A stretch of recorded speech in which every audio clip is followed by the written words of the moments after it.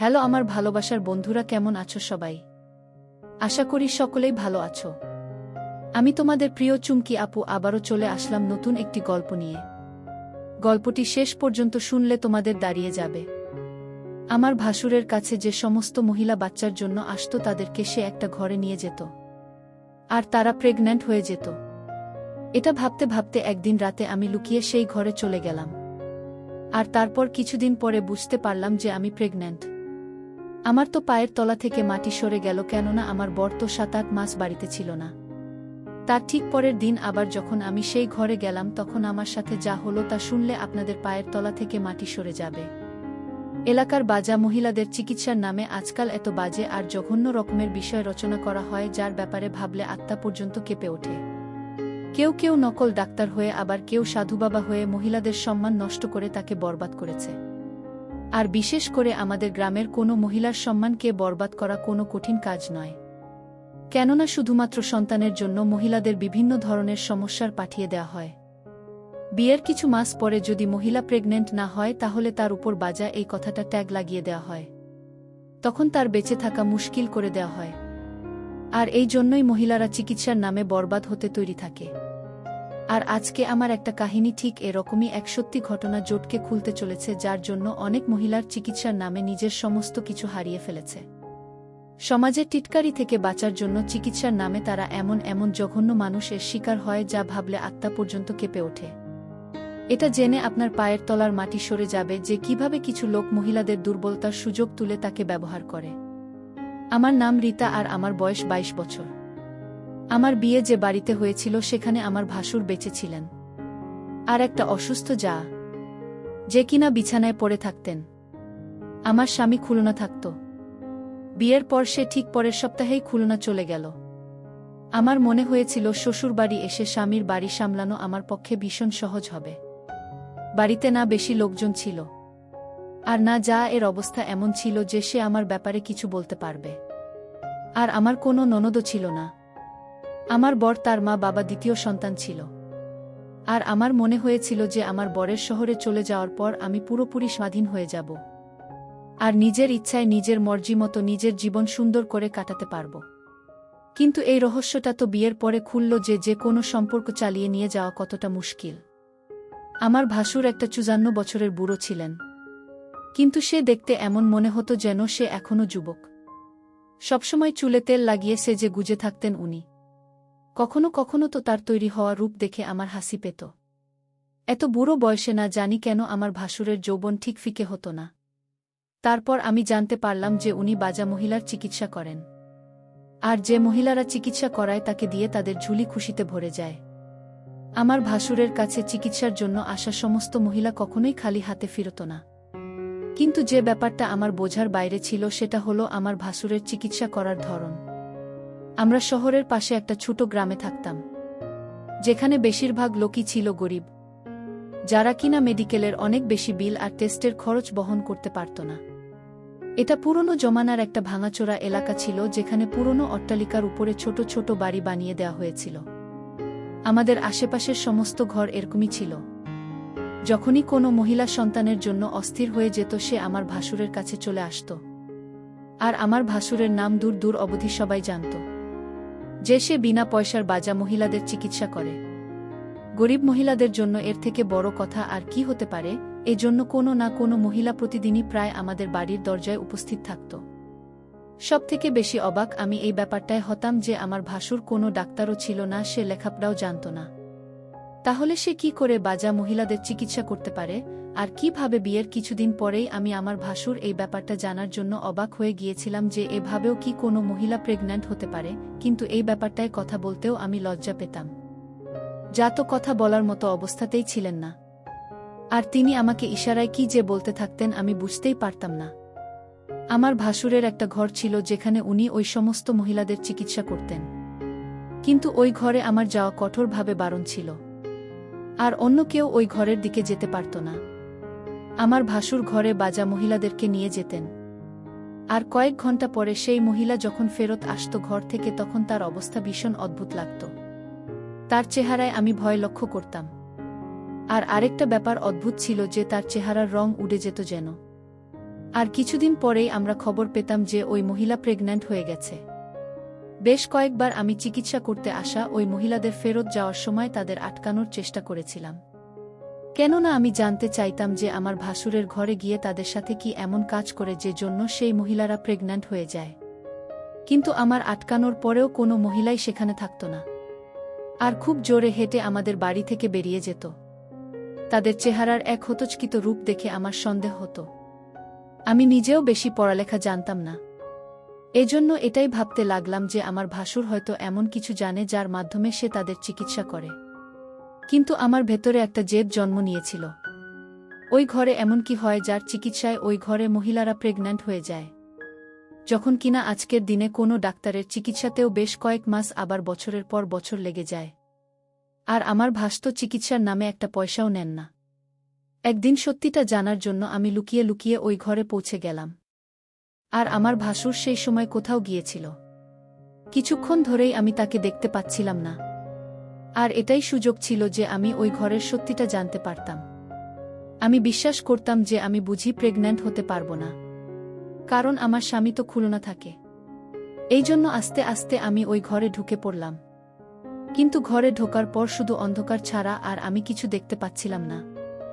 অন্ধকারের মধ্যেই না জানি কি একটা জিনিসের সাথে আমি ধাক্কা খেলাম, আমার অজ্ঞান হয়ে গেলাম। আমার যখন জ্ঞান ফিরল তখন আমি ঘরের বাইরে বেরিয়ে এলাম। আমার মাথায় যন্ত্রণা হতে লাগল, আর আমার পুরো শরীরে যন্ত্রণা হতে লাগল। মাথায় আমি অনেক বেশি আঘাত পেয়েছিলাম। আমি অনেক কষ্ট করে হেঁটে হেঁটে আমার ঘরে আসতে পারলাম। আর তারপর আমি ঘরের কাজে ব্যস্ত হয়ে গেলাম। আমি ভাবলাম আর হয়তো কোনোদিন ওই ঘরে গিয়ে আমি সত্যিটা জানতে পারবো না। কিন্তু ওই দিনের পরে আমার ঘরের বাইরে পা দুটো যেন বেরোই না। এজন্য আমি সুযোগই পেলাম না। একদিন যখন আমি বাজারে গেলাম তখন ওখানে আমি একটা মহিলাকে দেখতে পেলাম যে কিনা আমাদের বাড়ি থেকে ভাসুরকে দিয়ে চিকিৎসা করে গিয়েছিল। আমি তার চেহারা আজও মনে করতে পারি, কেননা ঘর থেকে বেরোনোর পর যে ধরনের হতচকিত ভাব তার মধ্যে ছিল তা দেখে আমি চমকে গিয়েছিলাম। তাই ওই মহিলাকে দেখতে পেয়ে আমি চাদর দিয়ে আমার মুখ থেকে তাকে আওয়াজ দিয়ে ডেকে আটকানোর চেষ্টা করছিলাম। আমি তাকে সালাম জানিয়ে বলেছিলাম যে আমার নাম রীতা, আর আমি আমার বাজার শরীরে চিকিৎসা করাতে চাই। আমি শুনেছি যে আপনি একজন বড়লোকের থেকে নিজের চিকিৎসা করিয়েছিলেন।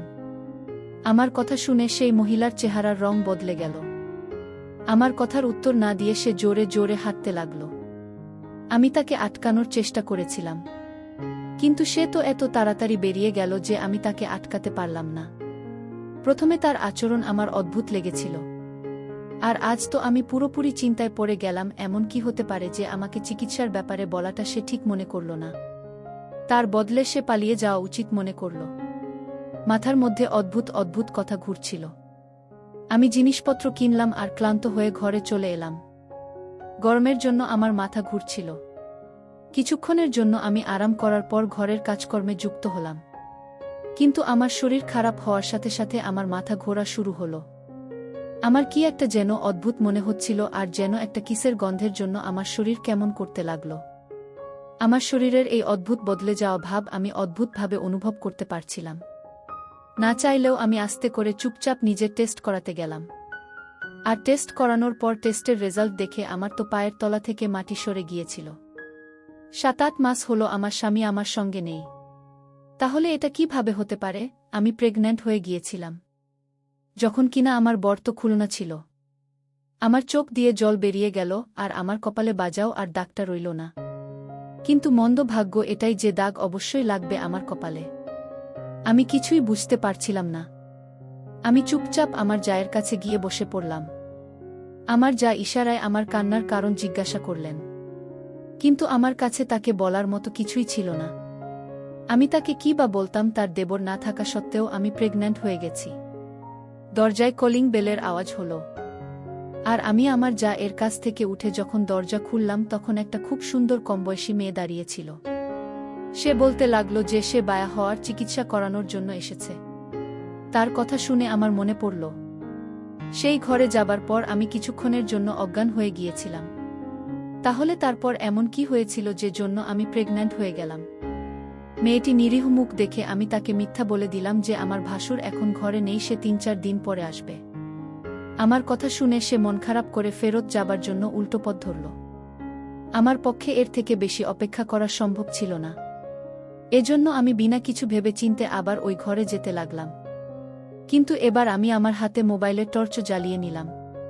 আজ আমি অন্ধকারে কোনো কিছুর সাথে ধাক্কা খেয়ে পড়তে চাই না, বরং আলো দিয়ে সত্যিটা দেখতে চাই, যার জন্য আমার পেটে একটা প্রাণ চলে এসেছে। আলো হাতে নিয়ে আমি যখন ঘরে ঢুকলাম, আমি যা দেখলাম সেটা দেখে আমার তো ঘুষ উড়ে গেল। আমি জেনে গিয়েছিলাম যে আমি কিভাবে প্রেগন্যান্ট হয়েছি। আমার মাথার উপর যেন পাহাড় ভেঙে পড়ল। কেননা এটা তো আমি ভাবতেও পারি না যে আমার 54 বছরের বুড়ো ঘাসুর এরকম কিছু করতে পারে। কিছু সময়ের মধ্যে সত্যিটা জানার পর আমি ও ঘরের বাইরে চলে এলাম। কিন্তু তার সাথে সাথে আমার শরীর থেকে প্রাণ বেরিয়ে যাওয়ার উপক্রম হল। কিন্তু এটা কি ধরনের খেলা রচনা করা হচ্ছিল, জেতার ব্যাপারে কেউ জানত না। আমি বিছানায় শুয়ে পড়ে চোখের জল ফেলতে লাগলাম। আমি বুঝতে পারছিলাম না আমি আমার বাচ্চার ব্যাপারে দুনিয়াকে কি বলবো, কে আমার কথায় বিশ্বাস করবে। আমি একটা গরিব ঘরের মেয়ে ছিলাম, আর আমার বিয়ের সময় আমার বৌদি পুরো পরিষ্কারভাবে বারণ করে দিয়েছিল যেন আমি আর কখনো বাবার ঘরে ফেরত না যাই, কেননা আমার মা বাবা দুজনেই মারা গেছে।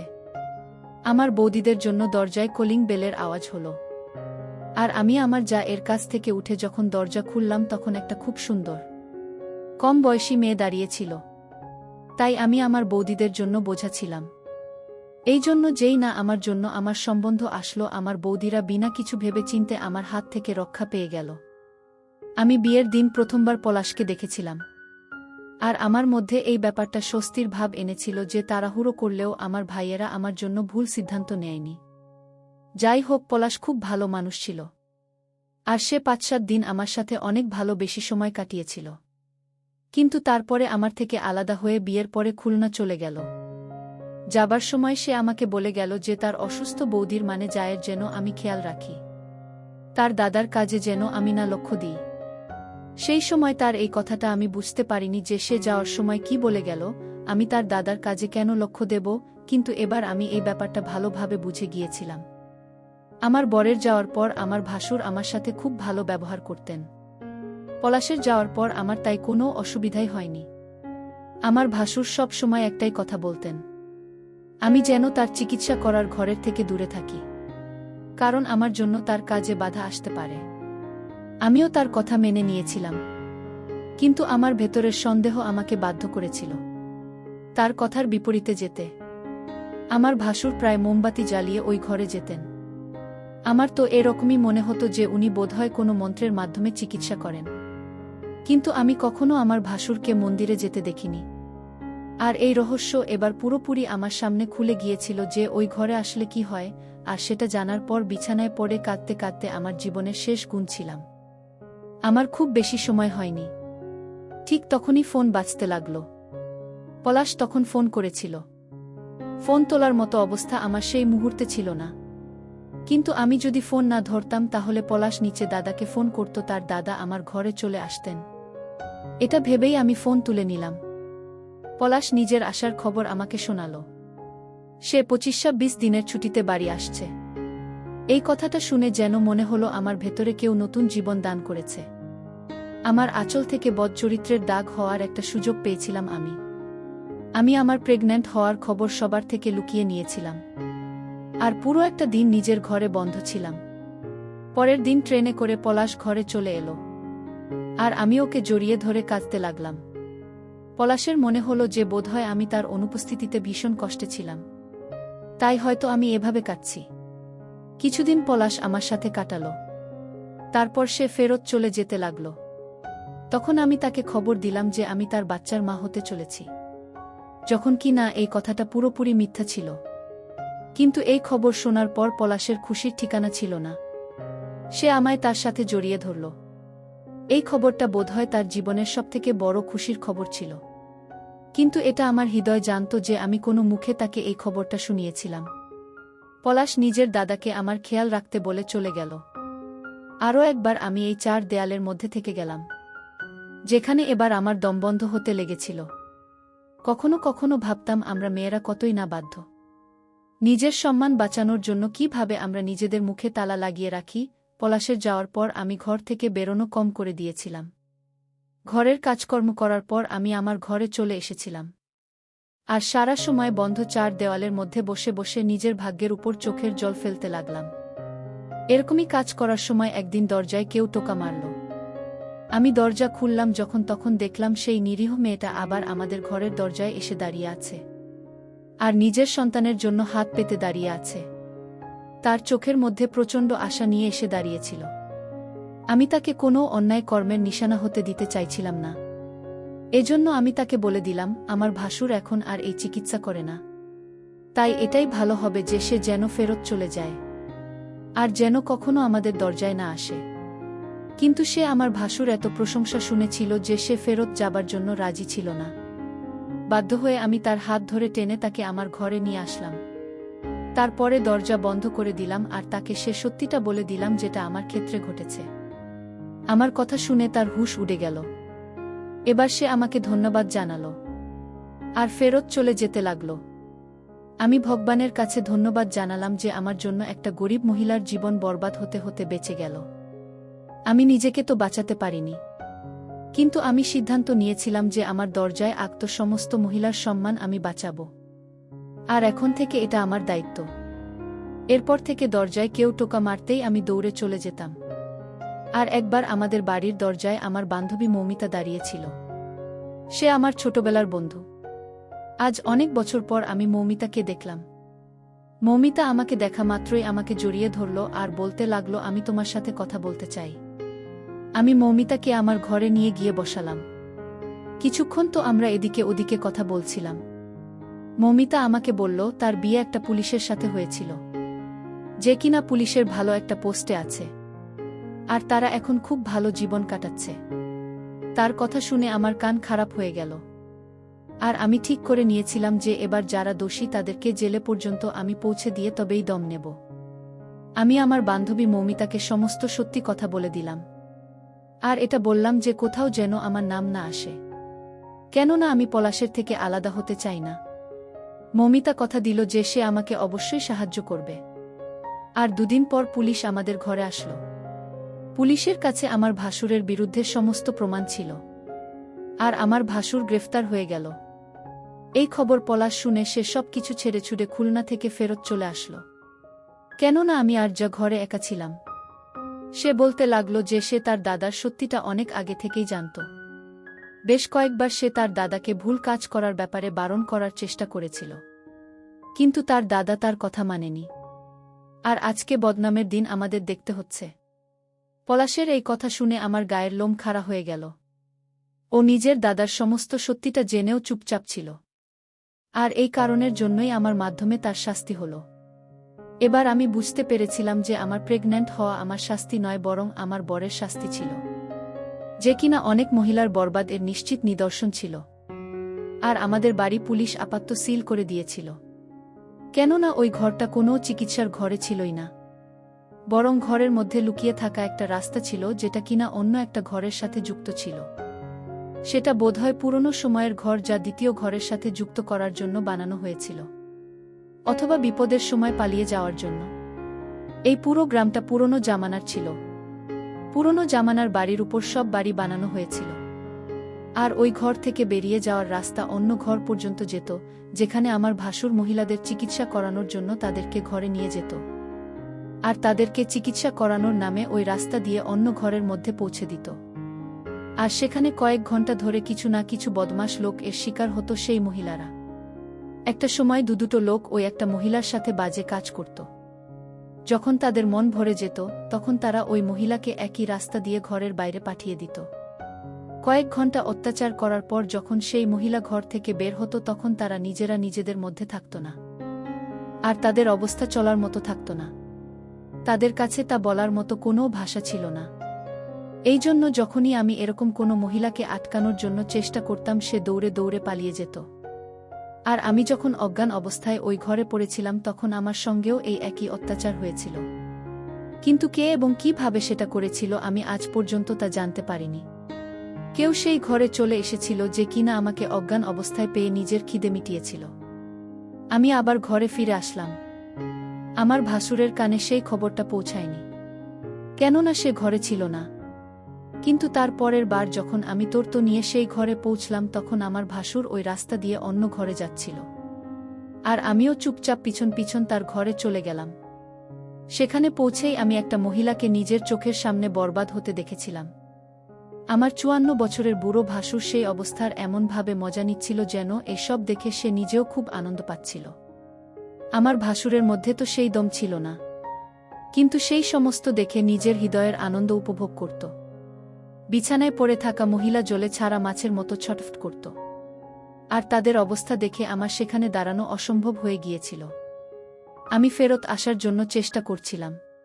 ঠিক তখনই আমার ভাসুর আমাকে দেখে নিয়েছিল আর আমার হাত ধরে জোর করে টানতে টানতে আমাকে ওই ঘরের মধ্যে নিয়ে এসেছিল। আর আমার সঙ্গে এত শক্তভাবে ব্যবহার করেছিল যে আমার হুঁশ উড়ে গিয়েছিল। আমার ভাসুর আমায় বলেছিল যে আমি যদি আমার মুখ খুলি আর যদি কখনো এই ঘরের দিকে তাকাই তাহলে আমার সঙ্গে পলাশের ডিভোর্স করিয়ে দেবে।